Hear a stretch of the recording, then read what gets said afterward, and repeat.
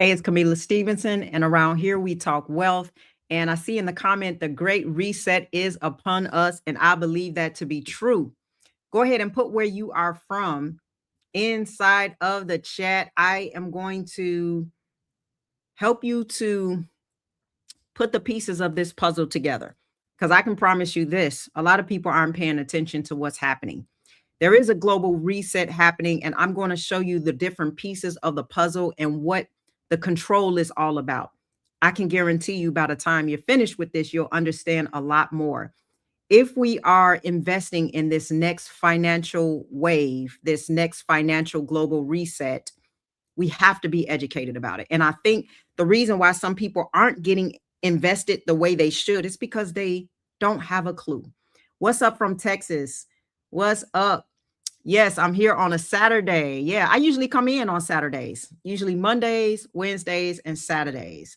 What's up, everybody? I see you guys in the place, and I'm going to give you some updates, and we're going to get into it so that you guys can kind of understand what we're dealing with right now.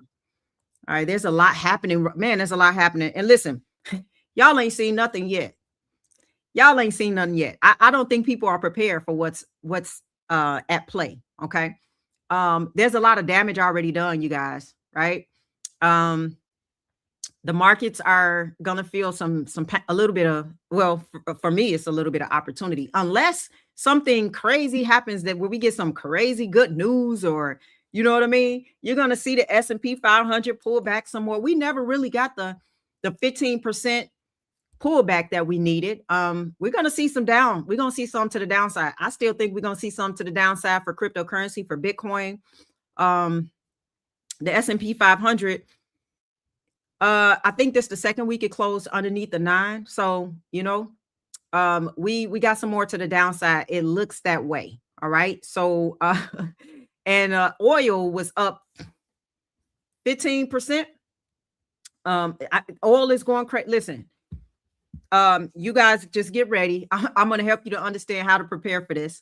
What's going on? I appreciate all of you guys. I want you guys to be totally prepared for what is at play. Hit the like button. Yeah, hit the like button for me. I just want to say this right now because I'm going to get in. Nothing that I say is financial advice. Everything is for entertainment and educational purposes only. Do your own research. What's up, South Carolina, first time live. I love to see it, Nadine. Yes. All right. What's up, everybody? Atlanta, Georgia. What's going on? More opportunity. Oh, they're going to shake you till you can't be shaken. I just want y'all to know that. This community will just buy more, right? More opportunity. Listen to what I'm telling you. Just in case, okay? The market manipulators are willing to shake you until you're all out. I promise you that. Stand down. Nothing I say is financial advice. Stand down. Because if they want to do it, they're going to do it. Okay. There's still there. I believe there's still some room to the downside, because you can look at history and just kind of understand we have formed the bottom, but you can kind of look at history to understand when the bottom has actually happened, and we're still missing a few things for that bottom to say that the bottom is in. Now, that doesn't mean that it couldn't go up. You just never know. But we would have to get some crazy, fantastic news for things to like go the other direction. Okay. And this is so true, Stephen. Leverage is very dangerous for that reason alone, because these assets are still moving as speculative plays, and they are still coupled to Bitcoin. So be very careful, because the last bit of that leverage will be wiped out. Okay. Say they can try to shake. They ain't going to shake me. As a matter of fact, they're going to make me buy some more. And I've been buying. I think anybody who don't have the position that they need should be dollar cost averaging. Even if you are waiting for a drop, you can never say 100%. But even me, I mean, I have enough of it, but I'm still buying, because even if I have orders, limit orders, I'm still buying, because you just never know. And these are still great prices. $1.35 I just saw today. So, but they are buying. The whales are buying, they're holding. Okay. So we're seeing it's a lot of activity. All you got to do is follow the liquidity. I know a lot of people don't follow stuff like that, but I'm telling you, they're buying. They're buying. Now, oh, I didn't know that ZP is it true Ripple can only keep 20% as per the Clarity Act. Yeah, they have a limitation right now. Ripple, I think they have about 300 300. How much? Hold on, give me 1 second. You can look at the ledger and see what if they've released more. I've been following it. You can look on XRP scan and you can see whether or not they're still, so they still, because they had, yeah, they have 500 million still in there. So they haven't circulated that. I think they had like 300 million that's in circulation, but as long as they don't, I'm looking all the time to say, don't y'all move this, because this gonna help with this supply shock. Okay. Cause we need it to go to the moon. Right. Why are you not allowed to post? Is this, I don't know. I didn't hear about it. Okay, but I guess they are. They got a few people that's gonna be there and presenting. All right, let's get into it, because I really want you guys, listen, y'all gonna understand some things. I'm gonna share my thoughts about what's going on with the economy, and help you to see the bigger picture of what's going on. I keep telling you guys, first of all, I went to the gym yesterday and I was just looking around and I was just wondering how many people in here understand digital assets, right? Oh yeah, y'all got that right. That's for XRP right there, y'all. So I was just wondering, like, how many of these people understand? I really believe it's going to be like good, hardworking people who have absolutely no idea of what's going on. They don't know what's happening right now. And I mean, seriously, the financial world is being built from the ground up. And most people are still thinking about money the same way they did like a decade ago, 2 decades ago. I'm telling you, things are changing and the markets have not fully reacted yet. I just want you to know that, which means there's still a lot of people who are comfortable right now, who think everything is just fine. But I'm telling you, you're going to see some changes. And the evidence is everywhere. I don't think it's hidden. It's out in the open. But I don't think some of the people, the powers that be, I don't think they care, because they understand retail psychology is already cemented. Okay.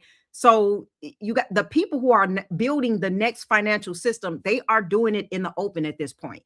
But people still sleep on it. Okay.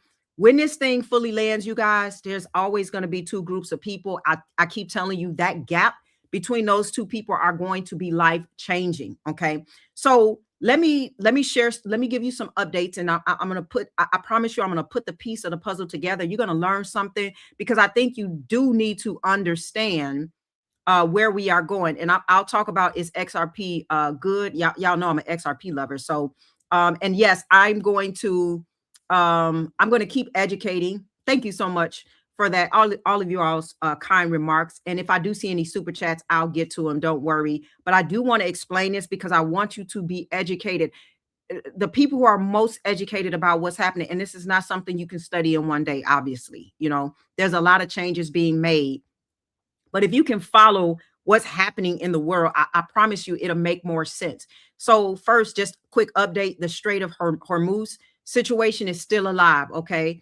And remember, I did a video, I think it's already out, where I just kind of help you to understand that it's not even just the fact that there's restriction there. It's the fact that the insurance companies, they've repriced risk on tankers almost overnight. They're astronomical. Okay. Now pay attention, because this is going to hit you guys. I want y'all to pay attention to what's happening. Costs are going to go up. Energy is baked into everything. Okay. I saw a picture of in LA. I think gas was at over $7. I was like, oh my goodness. You're going to see that downstream pressure. That it's going to happen. Okay. You got your electricity bills, your food. I think people just think gas when they think about what's going on with energy. Consumer goods are getting hit. Plastic, that's the packaging, all of that, shipping costs. Okay, healthcare, construction, manufacturing, even your water bill is going to change more than likely. Why? Because water treatment and pumping systems, they run on energy. Okay. So the water bills follow the energy prices. Government services, public transportation, emergency services, military operation, bottom line, everything, y'all. Okay. Energy is going to cause problems in all of those different everything. Okay. So, but I need you to, like, y'all know I like to look at signals, and I like to look at what most people are not looking at. And so what this exposes is something very, very important. What it's doing is it's showing you just how fragile and slow our current system is. When any pressure gets put on it, it's slow. And it's not just the energy that's showing cracks. They just got also the job market is weakening. We just got a report that came out.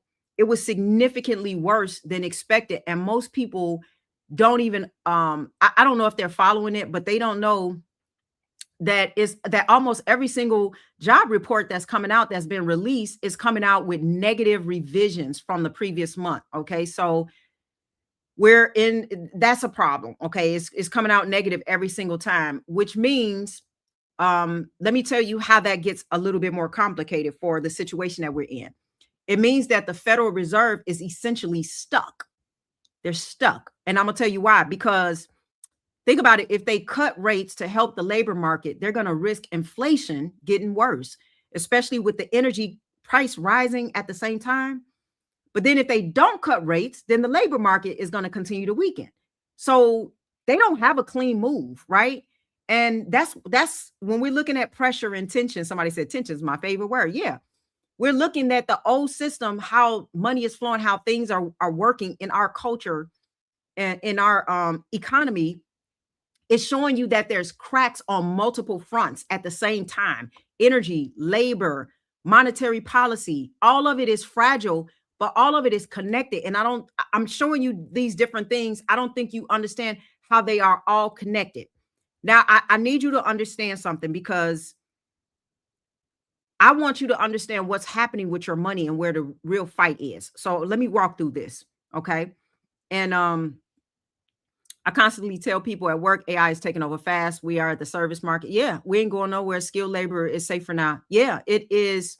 Thanks so much, Mikey. Or is it Mickey? Mikey. But thank you. Somebody said XRP will not save the day whatsoever. Well, I'll create a case around that. Okay, so you can understand how I think about XRP in this. Okay, about saving the day. And it's not that simple. All right. So first of all, let me help you to understand why XRP it can become significant. Let's go to the Clarity Act. You guys, we're gonna put on our thinking hats today. So we have the Clarity Acts moving, and you have the banks in Washington. They are literally, of course, fighting over who gets. Let me help you to understand this. They're fighting over who is going to get control, or who's going to control the yield on the digital dollars. Okay. Not whether or not digital dollars is coming. That's done. That's a done deal. They are fighting over who controls them. Okay. Now I spoke about this in my last live, that BlackRock put out a 3 to 12 month timeline tokenizing all their ETF products, everything, stocks, bonds, gold, all of it is going to move onto digital rails. And institutions, they're not going to put public timelines on things that they're uncertain about, right? They put timelines on things that are already decided behind closed doors. Don't think that you know everything. The news is not telling you everything. Folks got NDAs and everything. You're not going to know everything. You got to watch the signals. Okay. You can't wait for everybody to just come out and tell you. And you definitely, mainstream news, you definitely can't listen to that. But it's not going to, things are not just going to come out clear and just be right there in your face. You got to look for the clues and the signals behind all of this, right? And so Japan, for example, when it comes to XRP, because I know you somebody who just said XRP won't say today. Let me just say this. All I can tell you is what I am investigating, okay, and what's transpiring. Japan didn't just start exploring XRP, okay? They have been, y'all got to understand this. They've been running XRP, they've been running this through their banking rails, and they've been testing this. They've been testing the ledger for years.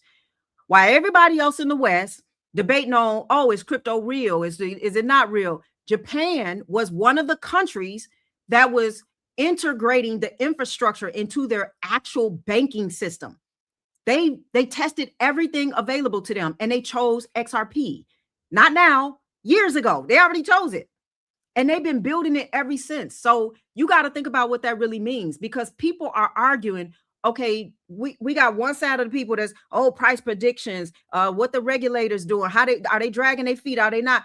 People on social media debating whether this is legitimate, whether this is not. No, listen. There's been banks while all of this been happening. It's been banks. They were in rooms that none of us are invited to, and they're running tests on whether this technology is going to work at scale. And they found out it does. So when you have people, like because some people say, well, how do you know Canton is not going to work, or this and or Ethereum or this or that? I get it. I get why people are wondering, but you have to understand there's like Canton and there's other chains. They're still being built. They're still being tested. They're still trying to figure out their regulatory path. XRP is already in the system. Do you guys hear what I'm saying? Japan is different, right? They sit differently than they are the biggest country that has an alignment with Ripple. They are already tested. They've been doing this for years. Do you guys understand what I'm saying? Probably 10 years.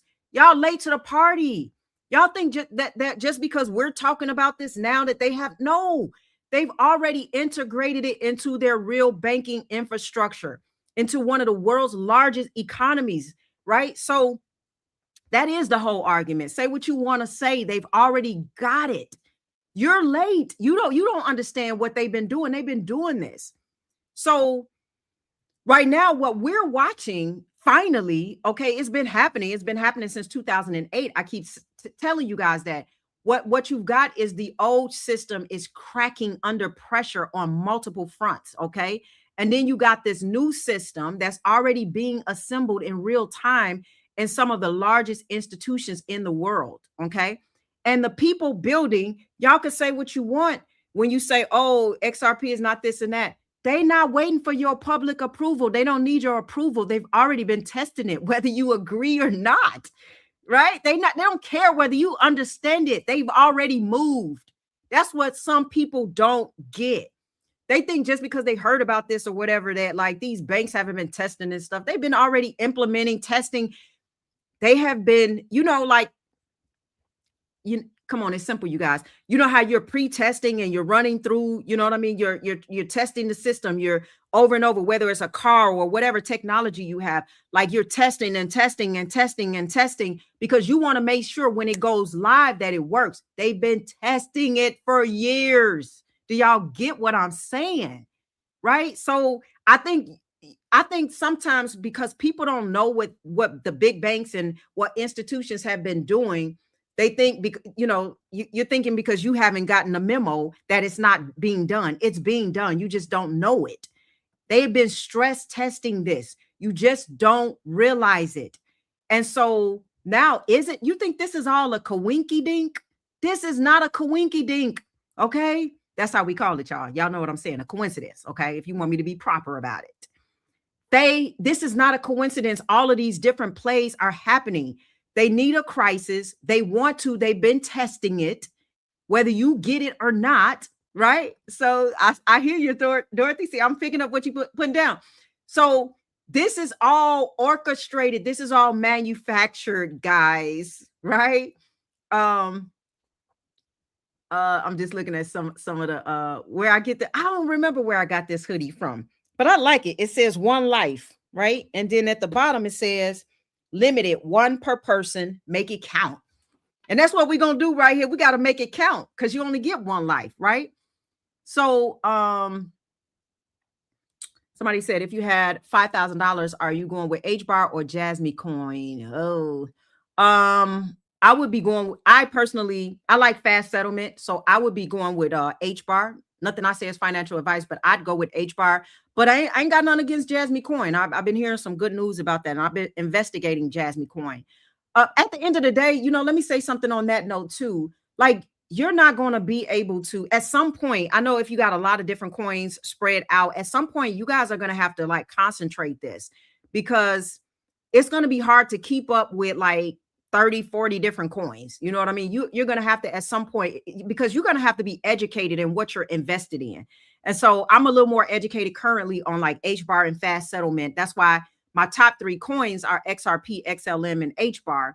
You know what I mean? So, and I love studying fast settlement infrastructure, and I'm going to tell you why. Thank you so much. I like the meaning of the shirt as well.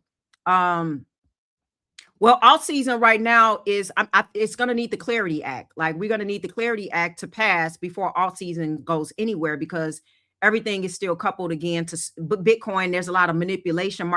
Let me tell you something. It's more market manipulation than we've ever seen in crypto, ever in history. Like, why is that? Look at what we have. The most suppressed time. These prices have been suppressed, totally manipulated, but yet fundamentals are at all-time highs. All-time highs.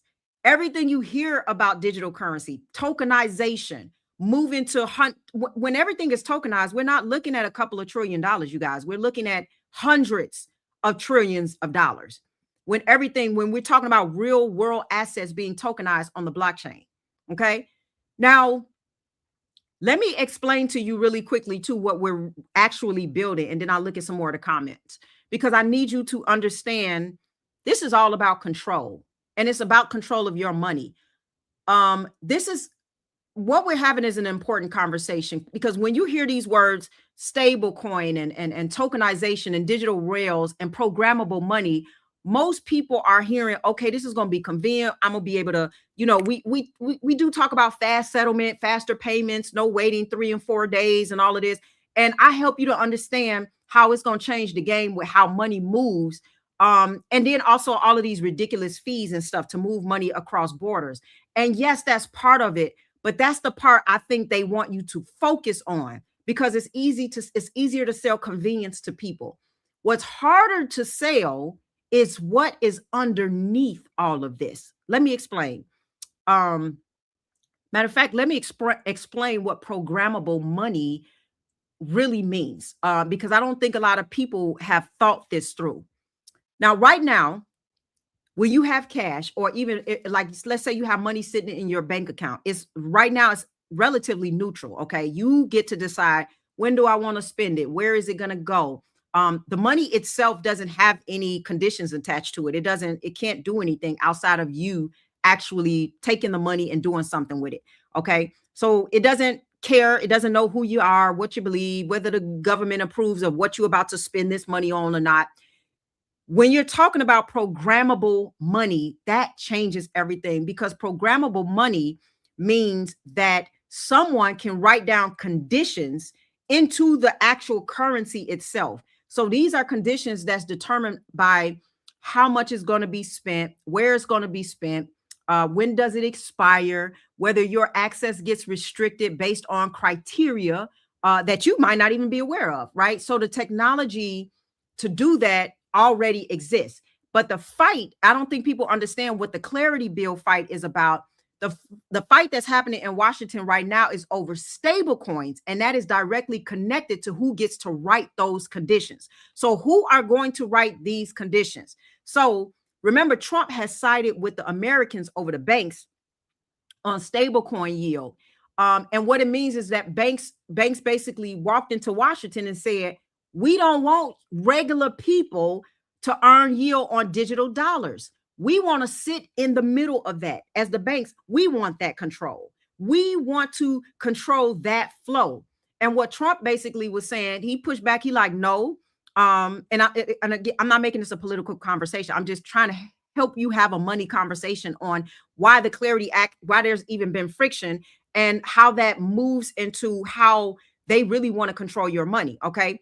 And so what's happening in Washington is revealing something, that there's 2 different visions for what the new system looks like. Okay. You have one vision And one vision is a system that gives people more access, more control, more direct participation in their own financial life.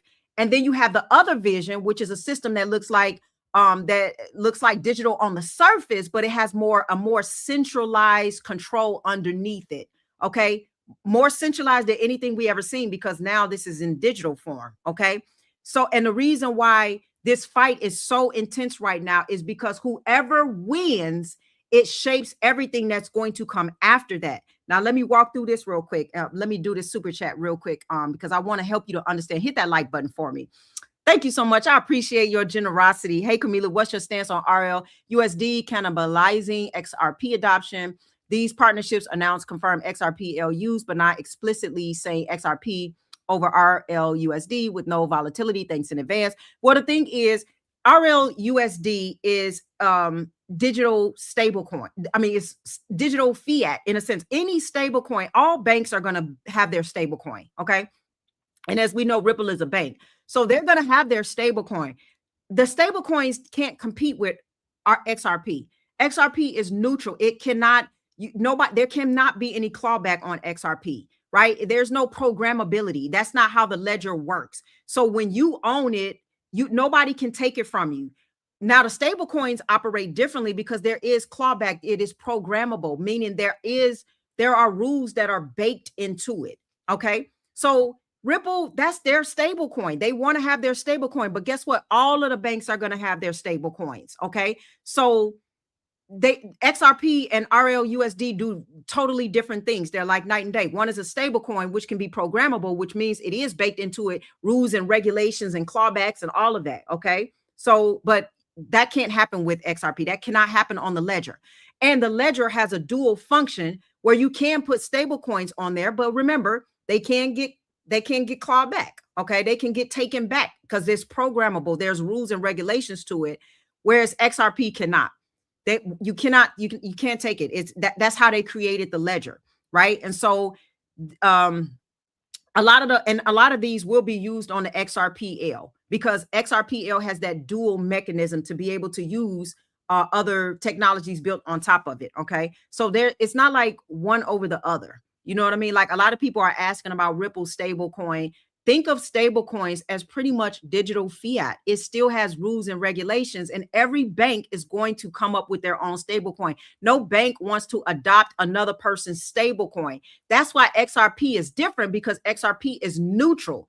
It doesn't have any like commitment to no country, to no bank, to no person. It moves as a neutral bridge.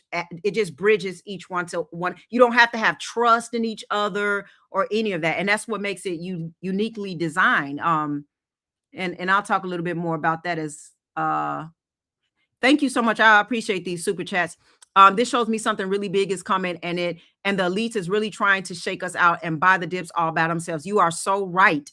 This is this is what it's all about. Let me, this is not all of this.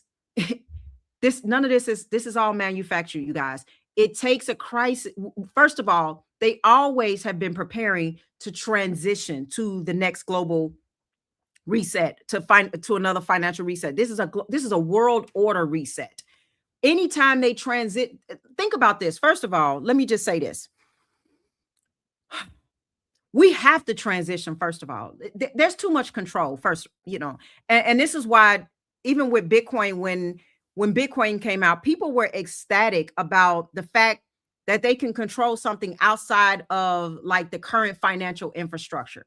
Remember Catherine Austin, and you can look this up. Catherine Austin Fitts has been talking about something that she calls control grid for years, right? She's been talking about this for a very long time. And it's a simple idea that if you can control someone's money, you can control their behavior. Do your research. She's talked about this, right? You don't need laws. You don't need any type of enforcement. You just need the ability to turn the tap on or off if you can control their money, right?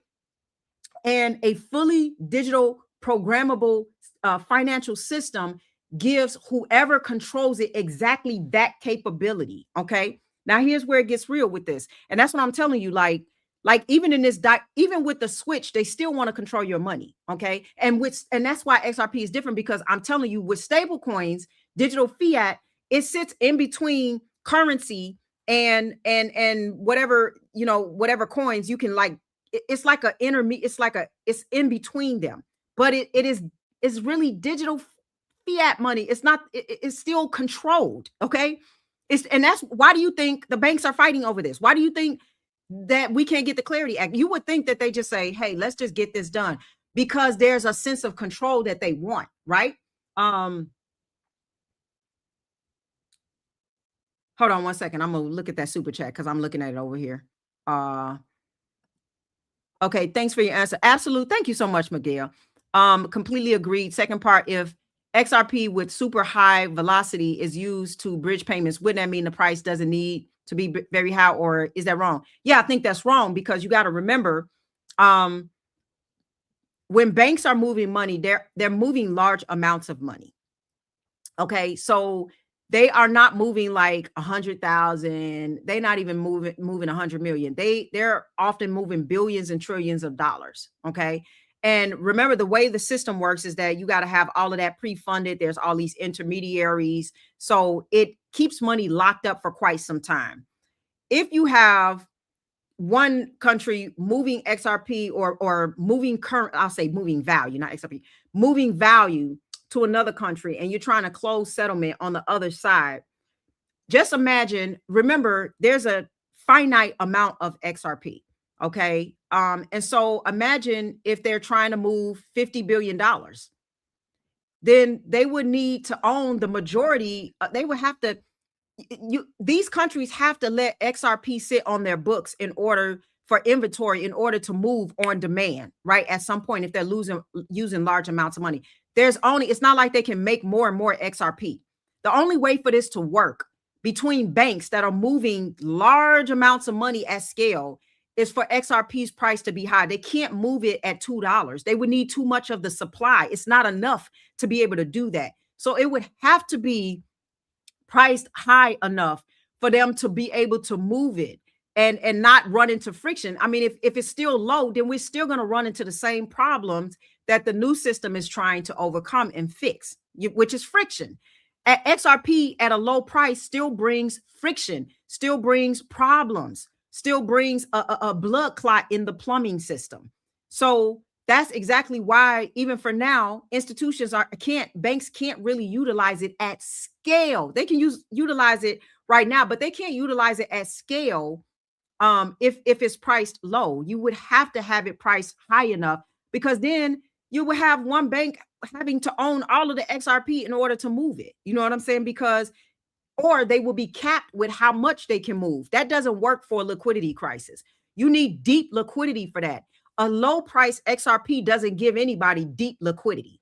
You need deep liquidity. That means that it's got to be high priced on the books in order to have deep liquidity. That means you're going to be restricted with how much you can move. Okay.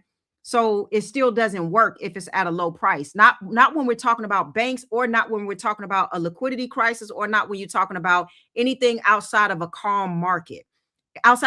In a calm market, all of this stuff can be totally fine, right? Smash the like button for me, please.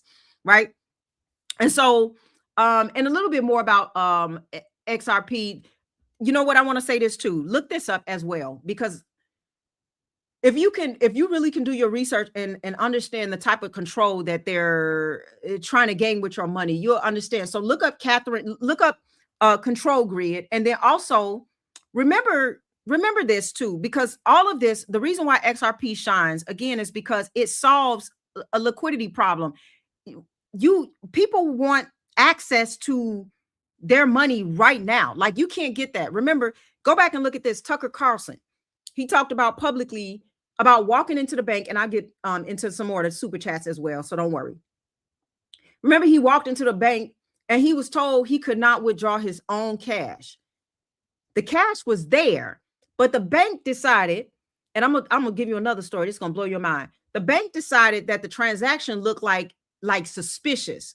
So you got all kind of people. Catherine also who talked about the control grid said the same thing. She tried to wire $5,000 from the Netherlands, and her bank blocked it because they decided that she might be a victim of romance scam, right? And she said nobody asked her, nobody called her, they just blocked it, right? And so and I know some people hear that and think, well, it's just, it's just being overzealous compliance. It's not what it is, right? In those moments, you got to understand this. A financial institution is deciding when you can access your own money based on criteria that you didn't even agree to, and they can't even see, right? That's the type of stuff that's happening right now with your money. XRP solves that problem. Well, in a way, it depends on how you hold it, okay? So that's what the fight is really about, okay? The fight is about control. This is why I keep telling you guys that self-custody is important, okay? Because if you got the entire financial world that's moving onto digital rails, and obviously y'all know it is, then the single most important question you can ask yourself is whether you actually control what you own. Do you control it? Because there is a fundamental difference between holding an asset and holding an asset that someone else can freeze, can restrict, can delay, or that they can program conditions into without your knowledge or consent. That's the restriction of stable coins. Anything that is programmable runs into that problem. Oh, guess what doesn't run into that problem? There is no clawback on XRP. They cannot take your XRP, okay? So you got to understand the difference between that, right? And let me look and see, because I got a couple of super chats. Let me make sure I don't miss these. Okay. Thank you so much. I appreciate this. Is it worth holding Flare if I have no intention to wrap anything? You are a gift to this community. Thanks. I appreciate you so much. Also, yes, I think it's worth holding your Flare, because of, first of all, the technology of the fact that Flare helps assets to do better. Okay. So these are things that, I'm a health coach. So, there's certain things that when you take probiotics, right? Probiotics is good bacteria. But if you take prebiotics with prebiotics help probiotics to work better. Okay. So you're going to get the best out of your probiotics if you couple them with prebiotics. Okay. It's the same thing with Flare. Flare helps these technologies to work better, to produce more outcome, to have more benefits. Okay. And I think that anything that's connected to XRP is going to appreciate when XRP appreciates. I think that these assets that have any type of connection to XRP are going to do better. Flare makes XRP work better. So the technology in and of itself, to me, is a great investment. That's to me. Okay. Nothing I say is financial advice. And I don't know if it'll be available to everybody at some point. And so the more scarce an asset becomes, the more valuable it becomes. Right. So I think it's going to do well, me personally. And hey, I think a lot of these, I think a lot of these technologies are going to, they may push restrictions around them. Who knows? Once the Clarity Act comes and institutions start loading up, they're not going to want everyday people to have too much access to this, right? So that's why they're quietly doing what they're doing right now on the OTD. I mean, you can look at the whales alert, like they're loading up. Like they spending, I'm watching them purchase hundreds of millions, 200 million, 500 million, 700 million, 800 million. Like they're loading up. While everybody else is complaining and thinking, oh, we in a bear market, these aren't going to do anything, everything's crashing to zero.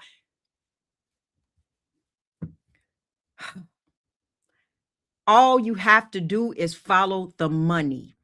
Do not follow what they are telling you. Follow what they're doing, because you got institutions like JP Morgan, all of them have done this. They come right out and they say, sell your crypto, sell this, sell Bitcoin. All where on the back end, they're making moves to create ETFs and all of these institutions have done it. They telling you one thing, but on the back end, they're doing something different. And you have got to follow what they're doing, not what they're telling you. And too many people are following what is being told. No, there's a trail mark to this. And that's why people get confused, because like, no, didn't they tell us? And didn't it don't matter what they telling you. You got to follow what they're actually doing, because they don't want you to know. They don't want you to succeed on the other end. You know how it go. You know how it go. Let me get some more super chats. Last one. No problem. I appreciate it. What is your deep down, not financial advice, price belief you believe XRP can get to? Hype and hopium aside, love your channel. Hey, people are going to disagree with me, and I'm sorry, but yeah, let me just couple this with this. Do I come here and just hype you guys, or do I educate you? Do I not tell you how to follow these signals and these clues and how to do your own research and due diligence? So I do want to say, I've never come out here and just say, oh, XRP is going to go to the moon, without coupling it with my thoughts behind what gets XRP to these certain prices. Now, with that being said, I believe easily that XRP will be at 4 and 5 digits. I'm not giving you a time span on that, by the way, but I'm telling you that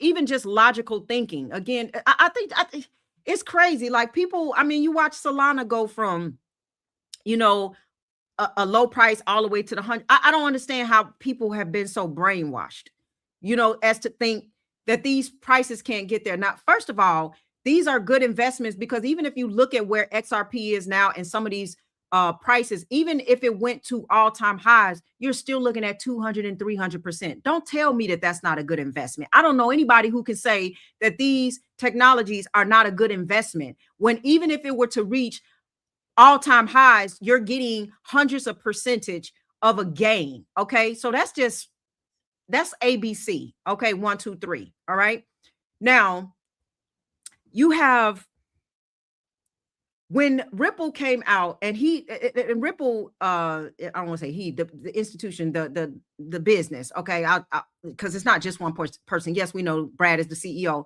but when they had to introduce solving a problem of on-demand liquidity, because banks had this problem of on-demand liquidity. So when they come and pitch Ripple Net, they're not just like, I'm sure as a bank, they had to overcome objections like that the banks were going to ask. And one of the most like simple objections that I would have if I'm an institution that want to buy into, you know, XRP or XRPL, not that they pitched that first. Okay, I'm not saying that. They just pitched, we got a solution. But at some point, a bank has to wonder, well, what happens if I move my currency into on the ledger XRP? And by the time it gets to you, there's slippage. Like, they had to have overcome this objection. What happens when I move my currency to your currency? Like, and it's a price gap, and it's a gap down or a gap up or whatever that looks like. You know what I mean? Like, what happens there? This has had to be the first objection that has to be overcome when you're talking about a neutral asset, a neutral bridge asset. You know what I mean? That's going to bridge currencies together. Like, is the price of it, because we got to make sure that it's a stable price, that there isn't any slippage, that by the time I move my currency to your currency, there is no big change in value, right? And so by it having its neutrality, you would think that the banks could technically determine what price they're going to go in to utilize at scale this neutral bridge asset. Right. And so they had to have overcome this, whether we know it or not. There is no specific price like, oh, it's going to be, you know, $12,455, or, oh, no, it's going to be 9,400, or it's going to be 20. I don't know, but it's going to be high, because banks are not going to go in and it cannot be utilized at a low price. It can't. It won't work.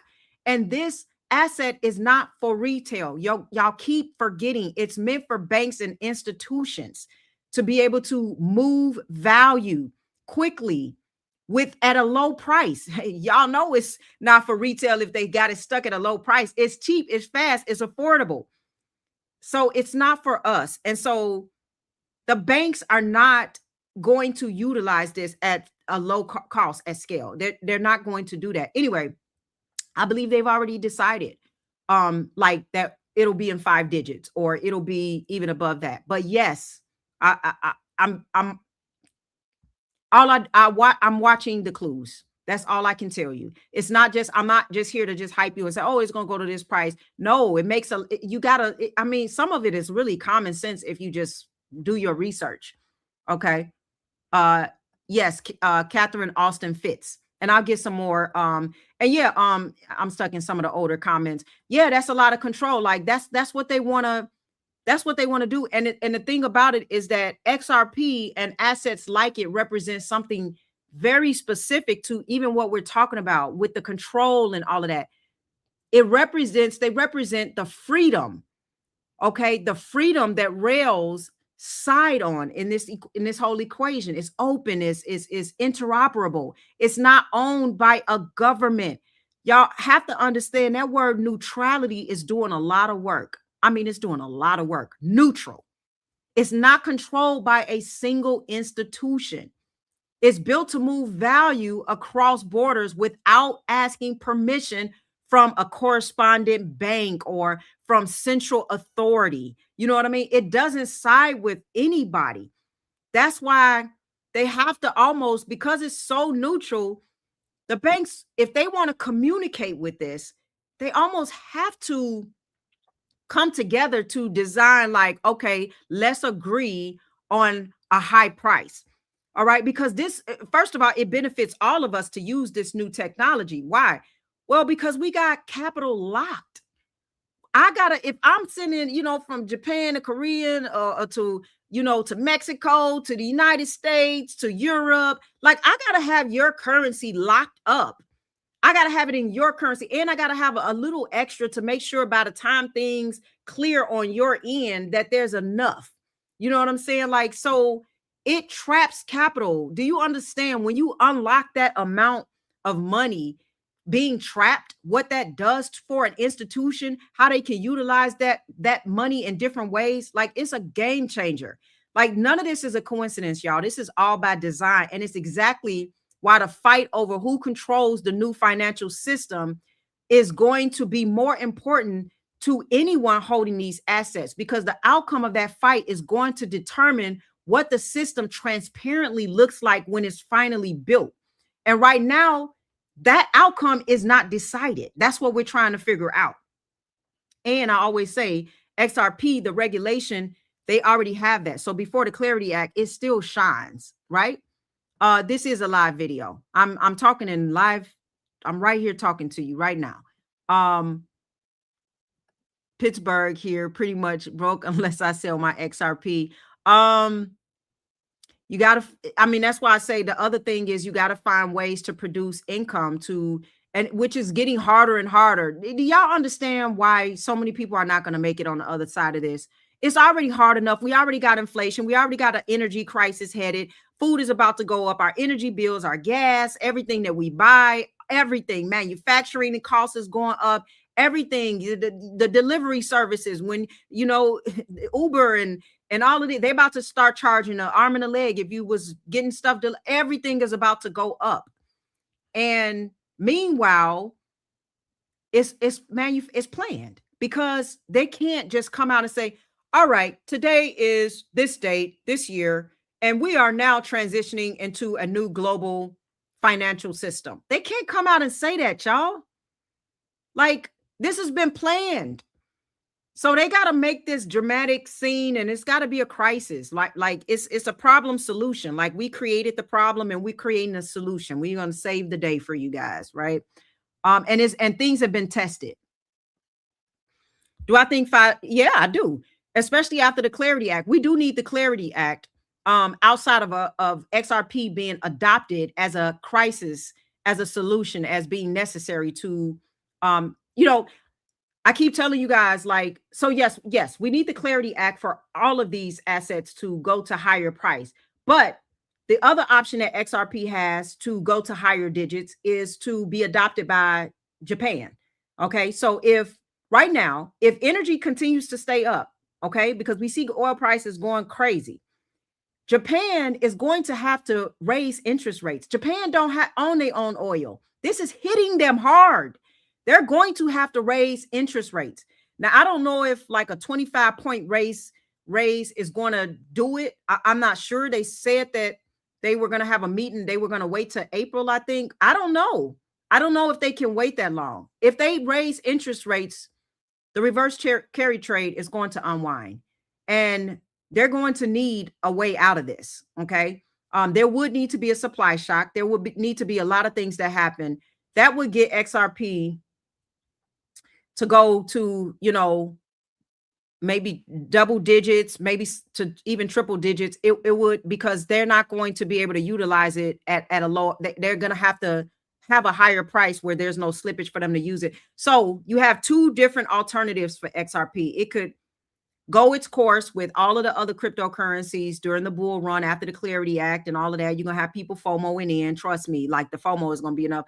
Or you got XRP sits in a unique situation where it can be adopted by Japan as a solve of the reverse carry trade issue that Japan could experience if the oil prices continue to stay risen, and if they have to wind up hiking interest rates. It's not going to be good. Okay.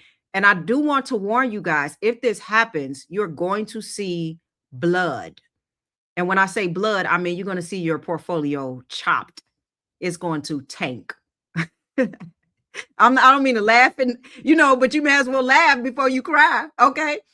And I say that to say that if you have liquidity on the side, this is going to be one of the greatest opportunities to buy in. Seriously. I mean, we're going to get a pullback anyway.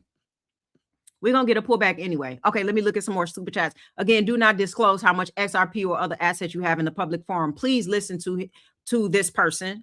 Do not disclose how much XRP you have. This is not a wise idea. Okay. This is a public forum, and you don't want people to know how much you have. Okay. I see some people are buying, and I appreciate your generosity as well, even to care about the community enough to even make that statement through a super chat. I appreciate that so much. Thank you, A. Fox. What is your take on World Liberty Financial and applying for bank? I feel Trump boys are involved. They won't be on the losing side. Probably, definitely not. I think it's going to do very well, and a lot of people are investing in it. I even have a little bit of it, so I think it's going to do well. And obviously these politicians, they have information that we don't have all the time. I've been doing a little research on it. I haven't done a deep dive into it, but it's looking like it may be a good investment. And I know a lot of people who are also invested in it. And so if you are invested in it, let me know. Dr. Camila Stevenson, yes, I love this. It's not a financial advisor. This information is for educational and entertainment purposes only. Please do your own due diligence, as investing is very, very risky, and you can lose everything you have through investing. Let me make sure I didn't miss any super chats, because I want to say something also. I love this. Thank you for the super chat. XRP to infinity and beyond, and I love it. I mean, the thing is that I think a lot of people have not. And I'm missing a lot of I'm missing a lot of chats. I'm not going to be able to get through all of them. I'm trying to get through the super chats. Hey, what's going on? Good afternoon, Miss Camila. Just checking in, and yes, you are pronouncing my name. Oh, got it. Okay, because I was always wondering. I appreciate your knowledge, conviction, and passion, and thank you so much. I just speak blessings over you. You're always blessing the channel, and I appreciate this so much more than you could realize. I don't take any of this for granted, guys. I'm very appreciative and very grateful for all of you all being here and just investing in this channel. And yes, tokenization is a big factor because the market cap is going to change. I think the way people are viewing the potential of how high some of these assets can go is, and you know what, the crazy thing is, I say assets, but shoot, some years ago, if you were saying assets on XRP, that was kind of, they didn't want you to look at it as an asset, because remember, they were in the middle of the court case, and they was kind of, they didn't want you to look at it as an asset. That was what they were fighting against. Okay. Like in the same way, like a stock is an asset, and they were coming after second party holders as well when they sued Ripple, because obviously anybody who owned XRP, when they sued Ripple, they had to,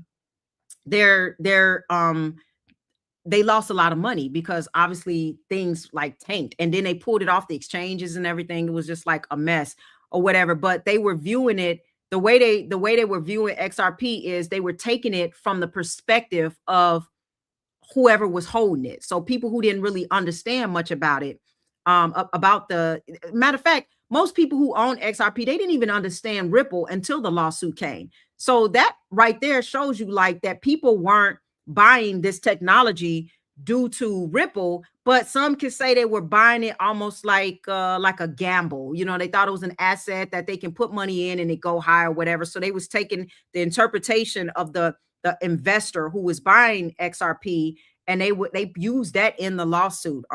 Anyway, that was just a side note, because I've been studying, even I still study to this day, like what made SEC, you know, try to sue Ripple, and what was that all about, and what was their mindset, and you know how retail got really affected by that, and you know the exchanges like had to take them off. The only exchange that didn't decide to do it, they was like, heck, we ain't got nothing to do with this, was Uphold.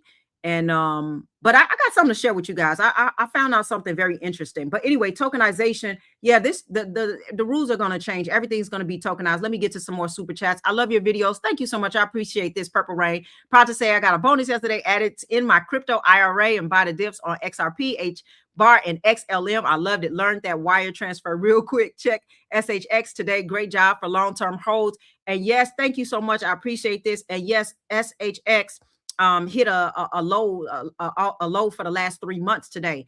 So I bought some this morning. I got the notification that it was it had hit like a 3-month low. So hey, I bought some, right? And so these are opportunities unlike anything else. And again, check out, do a search, find out what is the percentage. If I invested in HBAR, or if I invested in XRP, or you know, XLM, if it just got back to all-time highs, which y'all know it's gonna do after the Clarity Act. Come on, y'all. What do y'all why do y'all think institutions are buying and loading up on this stuff? They already know, like even if it gets to, we don't even need all these price predictions. The price predictions are gonna blow your mind when it get there. Even if they get back to all-time highs, from where they are now, you're looking at 100, 200, 300% gains. Where else are you going to get this from? And that blessing comes from the fact that it is down this low. So we're blessed. We are blessed. You just got to see it right. You got to see it. Thank you so much. Appreciate you. For real, for real. Have you heard any Clarity Act updates about banning self-custody? No, they're not going to be able to ban self-custody. They're not. And that's why that's a good, whether they try to do that or not, their fight is over stable coins. They want control over the yield, right? So this is about yield. And for me personally, I'm not diving all into the yield stuff right now while there's speculation. Okay. I'm just safely holding custody account, all of that. You need to, first of all, let me share something with you guys, because y'all think I'm just talking crazy when I tell y'all about these exchanges. I just did a one-on-one, and I'm just going to be honest because I got to tell it to you. I just did a one-on-one, and one of the guys said that, and I love Uphold, but he had his stuff on Uphold, and he could not move his crypto from Uphold to the ledger. Okay. He tried over and over and over again, and I'll get to some more of the super chats, but he could not move it. Right. And so he could sell it. He could move money into Uphold. He said he reached out to them over and over. He couldn't get an answer. He was just stuck, and he could not move any of. And you want to know what? He had over $20,000 worth of crypto in there, and he could not move it out. He had to liquidate it. And did, you know, he had to finally liquidate it and then move it, because he was like, shoot. And then what he did is he rebought in. And so he lost in on fees and stuff, but they wouldn't let him do it. And he still to this day don't know why. Still to this day. And he got a little bit still in there, I believe, but and he go back in, and it's like you cannot, like he couldn't move it. So he was restricted with what he could do. And I keep saying that if you have it on the exchanges, you're going, like, especially with the transition, I would not have my crypto on the exchanges. It's not safe. Okay. These centralized exchanges are not safe. It leaves you very vulnerable. So self-custody is maximum control. If you don't have a little bit on self-custody, please do so. I got a link in the description for Tangent. Very easy, very affordable if you don't have a cold wallet. Also, one of the things that I also use is I use ITRUST Capital. They have so you got, first of all, I Trust Capital and I use Caleb and Brown. Okay. Caleb and Brown is a OTC. Okay. So if you want to sell, your crypto, you own it. Even in the OTC, you own your crypto. Okay. But they manage it and they protect it for you. Okay. And then I Trust Capital, you can secure it on institutional grade custody account. Now, let me just tell you too, I got a video coming out. I did an interview with Caleb and Brown. So that'll be coming out next week. So you can see they answer all of the questions and it's beautiful. Like, a lot of I asked them everything under the sun, all of the stuff that y'all will want to know, like what happens if your business go out? Do we really own it? All of that. And did a brilliant job. They did a brilliant job with being able to answer all those questions. Also, I Trust Capital next Wednesday, or this Wednesday, I'm doing a live session with them to also do an interview and ask them questions. So they'll be able to come on and answer your questions as well. One of their brilliant intellectuals named Jared is going to be with me live on Wednesday. So they'll be here. So be on the lookout for that. If you have any questions with I Trust Capital and you want to know a little bit more, they got a Roth account. They got a premium custody account. You can now earn yield on staking. They do plan to increase more services with yield as the Clarity Act gets passed out. They're going to have those services available. So you're going to be able to have your assets appreciating and also making rewards on them. Solana and ETH, you can already get rewards on. You can do also USDC stable coins. And for the business owners, they have now a treasury account for LLCs and trusts. So you can position at a corporate level as well. So, and I think that's how Serious Wealth gets structured. So I did want to mention that. Also, they said, and I'm excited about this. They said tentatively in Q2, they're coming out with kids accounts. So y'all know all my 3 of my kids are going to have their accounts on there as well. So I did want to mention that.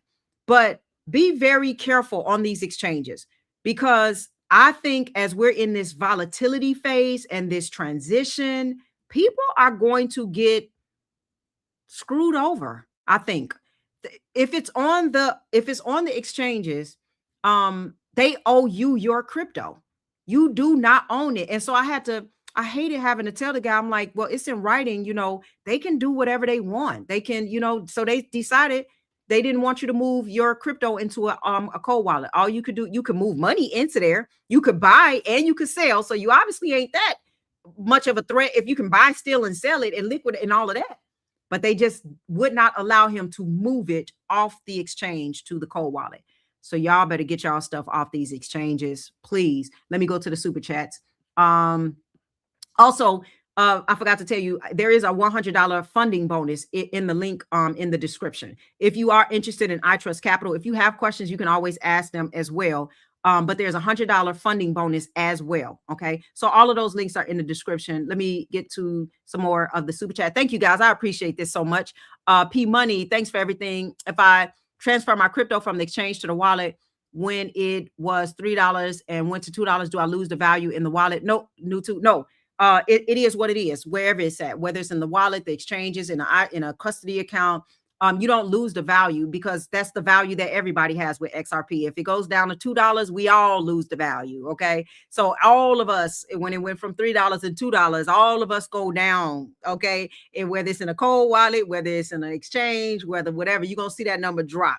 But it has nothing to do with that, because the XRPL is where your XRP lives. Okay. That's the native coin on the ledger. So it doesn't matter if it's on the ledger in an exchange, if you're holding it on the exchange, or if you move it to the cold wallet or whatever, it's all being moved on the ledger. So whatever the price is, the price is. So that doesn't make a difference. But I get what you're saying. But no, you're not going to lose value. Now, there are a little bit of fees when you withdraw from an exchange, but it's not like crazy or anything. But there are like a little bit of fees involved, very minimal, not too much. But yeah, the cost of keeping it there is going to be worse if for some reason they lock it up, you can't move it, you can't liquidate it. Or if you do liquidate it and then you try to move the money to your bank account and the bank account say, no, we freezing this, we don't want to move. Where's this money coming from? No, you got to prove this and all of that. Like, you don't have that problem. Obviously, if you were trying to move it from an institutional grade custody account or OTC desk like Caleb and Brown, or obviously if it's in your cold wallet because you own the keys there. And so I have them in all 3 places. I have my cold wallet I also have on an institutional account. It's easy because that's like a brokerage account, like where you have your stocks, and it's easy to transfer beneficiaries and stuff like that, because you do got to think where, if on your cold wallet, do your family have access? Will they know what to do with that? Okay. Now, Caleb and Brown is where my execution is. So when I'm selling my orders, when all of the chaotic stuff is going to happen on the exchanges, because if XRP were to go into higher price digits, or if Japan were to adapt XRP at scale, they're coming to the exchanges to get it. So that's where the showdown is going to happen, on the exchanges. All right. And so I think people who have their limit orders and stuff set there, they're not going to get that, or their sell orders, they're probably not going to get it the way they think they will. And so you don't, you want to be very careful on that. All right. Should market cap apply to utility like XRP? Seems like asking emails to have I'm happy you mentioned that. You see, it's the same thing as trying to put value on email protocol, right? When emails came out, how do you put a value on an email protocol? How do you put a value on that?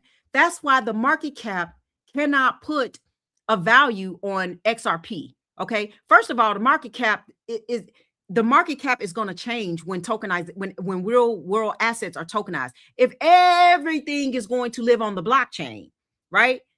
Imagine that. Imagine what the market cap is going to look like. That amount of value. You know what I'm saying? That how much money is going to be added to the blockchain, to digital assets. In the market cap is not where it's going to be years from now, right? We cannot look at today's market cap and try to figure out what the price points of these assets are going to be. That's wrong. That's why it's more than market cap. It's more, you got to look at, like, it's more that you have to look at macro center, geopolitics, where the tokenization, you got to take all of that into consideration. Remember, they said by 2026, full adoption at scale. BlackRock just said 3 to 12 months. Why are they saying this? They don't put themselves out there. Why are they saying 3 to 12 months? Everything gonna be everything, all of the ETFs, everything tokenized. So yes, we can look at the market cap, and I think that that's a good analogy as looking like asking emails to have a market cap.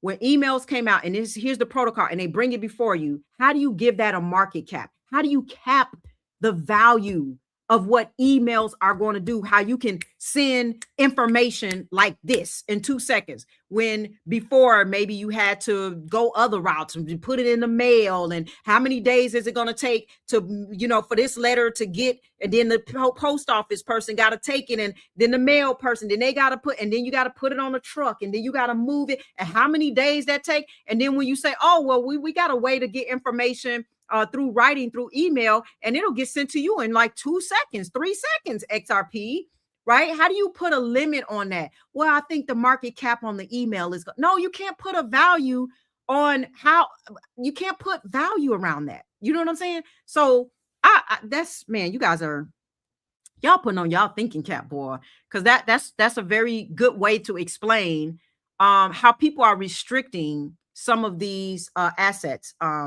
in a way that doesn't, you can't, you got to think beyond. I think you still thinking old programming. You still thinking with the old programming, the old system. You're thinking from the old system, basically. That's what it is. You're thinking from the old system. So your mindset hasn't elevated into the new system. Yeah, I get it. Let me look at, I think I might have missed a couple of more super chats. Thank you so much. I appreciate this. Keep it up. You are the best at XRP forever. I love it. I love to see it. And, yeah, this is true. I just happen to look over and see this. I'm missing a lot of the comments. I'm sorry. But I'm just catching a couple of them. You are a creditor to the exchanges. Absolutely. You are the creditor. Y'all don't want that. Okay.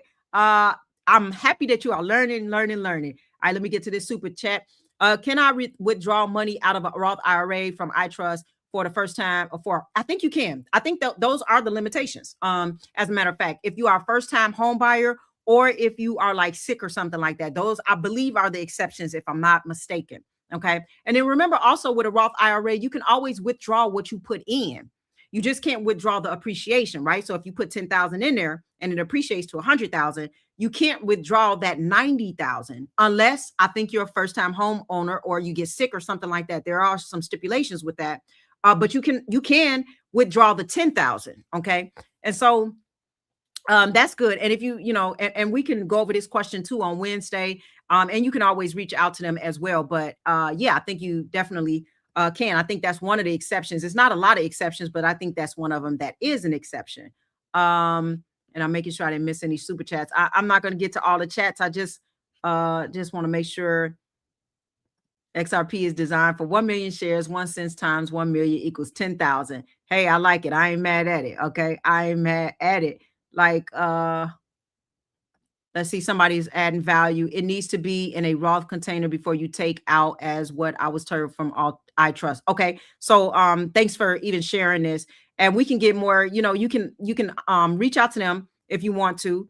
And they will answer this for you. Tell them I sent you from my community. They said they would meet with anybody from my community if they needed to talk through. Or you can, and this is, let me screenshot this. This is a question that I can really get very clear even when I speak to them, because that's what it's for. Like I told them, hey, they got a lot of questions I can't answer. You know what I'm saying? Because I'm not the brokerage account. You know what I mean? I'm not the CEO. I don't, work for you guys or whatever, but I try to answer as best as I can, from what I understand. But I want you guys to super chat. Is my 12K XRP enough? Don't tell nobody how much you got. Anything over 10,000 is in like the top, like 4 to 5%, and I came on because you asked that question. But remember, you don't have to tell anybody how much XRP you have. You could say, I don't know, like, ask it in a way. If you want to ask it in a way, you can say something like, is over 10. What do you feel about trying to get to 10,000 XRP or something like that? Like, but don't tell nobody how much XRP you got.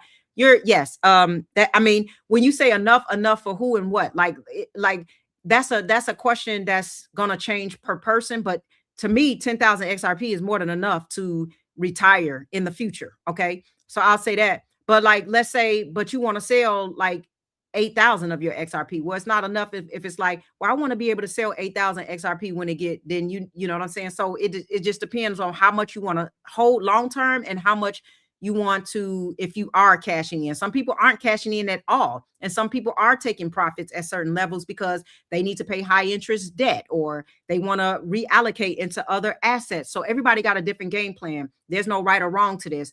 But if it's like, okay, well, yeah, man, I do want to take a little bit of profit. Maybe I can add another 3,000 so that I can take 3,000 profit. To me, even if somebody had enough XRP, again, they could still accumulate right now because, hey, maybe I can buy now and then I can sell it at all-time highs. Maybe that's what I'm not selling that. I didn't do this for not even all-time highs or $5 or nothing. Okay, so that's not me. But let me tell you something. I don't know what the return is from $1.35 to all-time highs, but what are we looking at? Like almost 300%? Maybe a little more, maybe a little less. I don't know. I don't have the math in my head, but if somebody can do the math, that's a great return. like that's a great return. That's all I'm saying. So just because it's not my plan don't mean it ain't a good plan if you think in that way, right? XRP doesn't work unless it's at a high number, not for institutions. Yeah. It doesn't work for institutions. How do they move trillions, billions of dollars with a limited supply of XRP? XRP only has a limited supply. They're going to have to own all of it. That's not going to happen. Like, you know what I'm saying? Just to move money, so we got to think about it that way, but don't worry. How much is the new financial system worth? A lot. Your house gonna be tokenized. Diamonds gonna get tokenized. Pearls, stocks, bonds. We talking. You got to include the derivative markets in all of this as what, like, y'all.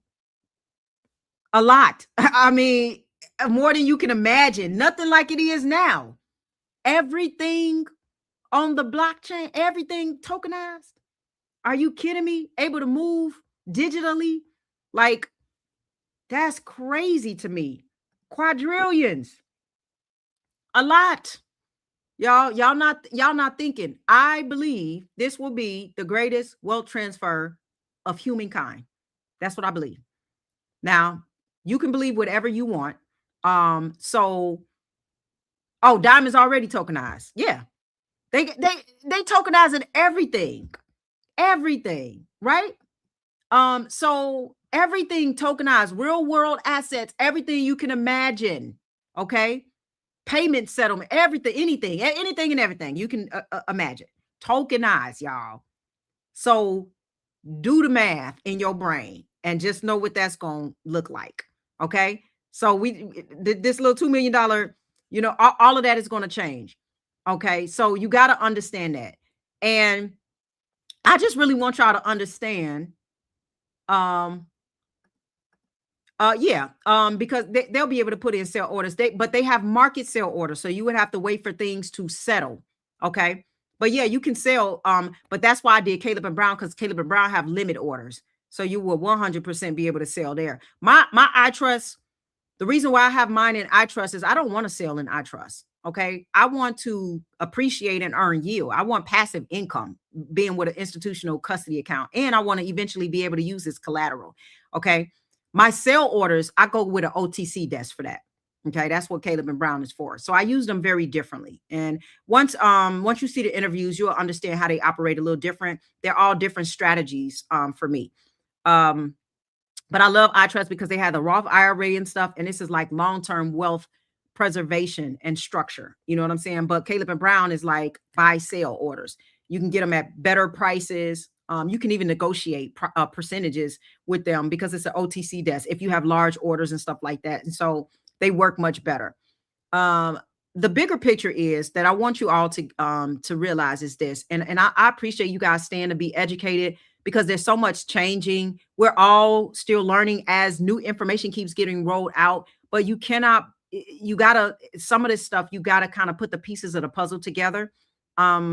And I just want you to know that the institutions, they are positioning. Let me say that a third time. They are positioning. They have a lot of money invested. Okay.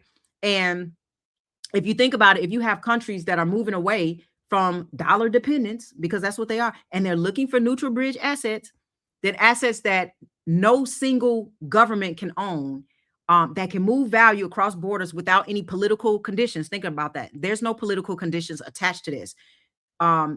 Assets that's built specifically for that function is going to become more relevant in this time, right?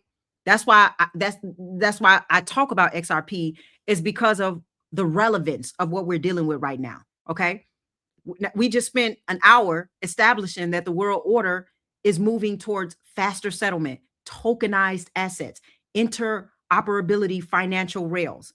XRP was built specifically for that environment.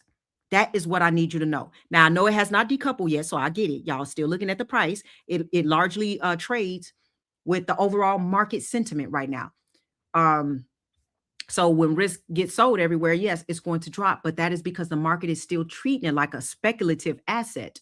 There could be a decoupling if the reverse carry trade happens, but also we need the Clarity Act for all of it. Like even for XRP to get anywhere near 5 digits or whatever, you're going to need the Clarity Act even for that, for scale.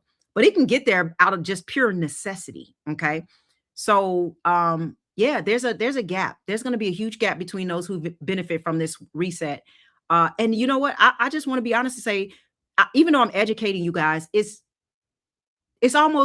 still, the gap isn't about information. It's, people need to act on what it is that they're being educated on. Okay. That the gap is always going to be structure and accountability. I know that because you see people who make money and they lose it all the time. Right. So just understand that, and if you are somebody, some of this stuff may be foreign language to you. I get it. But if you do need somebody or a culture to help you to build a plan, that you can hold to and help you think through these decisions, because things will get volatile. I think things are going to be worse. That we do have our coaching program for that, right? So we will walk you through a game plan. My one-on-ones have been completely, I've had people reach out and want to like meet in person. I'm like, I don't really do in person, but I will, you know what I'm saying? I will if I have to, but it's different. Yeah, that's a whole different structure. All right. I can do what I do just through the way I do it now, but we will walk you through a game plan, help build your portfolio blueprint, help you with knowing where to structure your everything. Some people don't have their LLCs together. They don't know where to go, what the resources are. You know, we talk custody, organization, tax strategy, all of that. And we work on also identity. Okay, that identity piece is important because you have to grow into someone who can hold through a transition like this, or you will self-sabotage. Okay, you'll self-sabotage. And so we do have to walk through that. But the links are in the description for everything that we talked about. ITRUST Capital, Caleb and Brown. Get your structure together. We're running out of time. I don't mean to say it like that, but I have to say it like that in a sense, because when things start, you know, when we get the Clarity Act and everything starts to like turn around, I know right now we're in the middle of indecision and uncertainty and stuff like that. But trust me, time passes quicker than you can think. And it's not like, the reason why I say you're running out of time is because I know you can't get all of this done today. Right? It's going to take you time to structure this and to get things done. That takes time. So that's why I'm saying you should have been doing this like yesterday. Get your cold wallet, get your stuff off these exchanges. They want control. You don't want to give them control. You need sovereignty in this next phase. You need some level of sovereignty. So get your stuff organized as much as you can, even if you do one thing a day. Okay. Again, all the links are in the description. I want you to keep being educated. I'll be back on Monday. I'll be live with my members. Also, we're going to get into some deep stuff, even with my membership. So if you haven't joined, go ahead and join. I think I did get through all of the super chats for today. I'm sorry if I missed, I'm sorry if I missed your chats. God chose us to be responsible in this moment. And I think that, you know, with much blessings and opportunity comes a lot of responsibility. And I always say taking responsibility is one of the most adult, mature thing you could ever do. So that's what I want you to do. I appreciate you guys rocking with me and just taking time out on your Saturday to come be with me. I want you to, again, like I say, keep getting educated, keep doing your due diligence, keep researching so that you are not priced out, because I want you on the other side of this celebrating. There's a time of celebration and I don't want you to miss that. All right. And as always, I want you to stay wise, stay wealthy, and I'll see you in the next video. Peace out.